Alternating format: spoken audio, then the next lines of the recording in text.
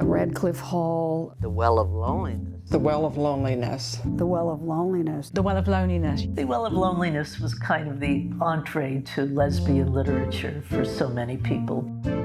At 15, my best friend and I fell in love. While the adults went to the bars, the kids went to the ice cream parlor. That's also where we found our first lesbian pulps.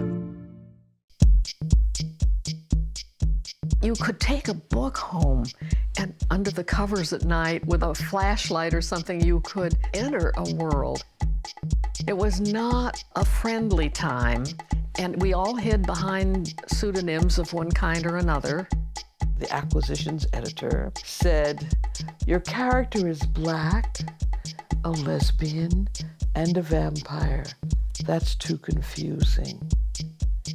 And I'm thinking, who do you think your market is going to be, like 2-year-olds?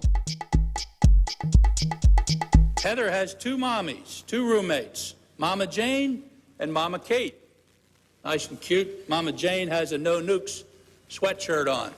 There has never been a separation in my life between my identity, not just as a lesbian, but as a particularly difficult, provocative, angry, working-class lesbian.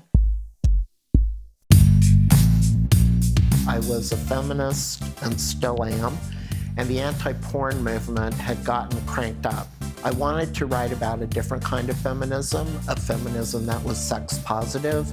I wrote it purely for the passion of telling the story and just wanting to write in ways that I hoped felt sort of authentic about lesbian sex and fun, and just capture the deliciousness, really, of lesbian love and lesbian sex. Well, people come up and they get very worshipful, you know, and some of them cry, and they say, "You changed my life." And I say, "I did not change your life. I opened a door. You still had to have the courage to go through it. Take credit. You did it."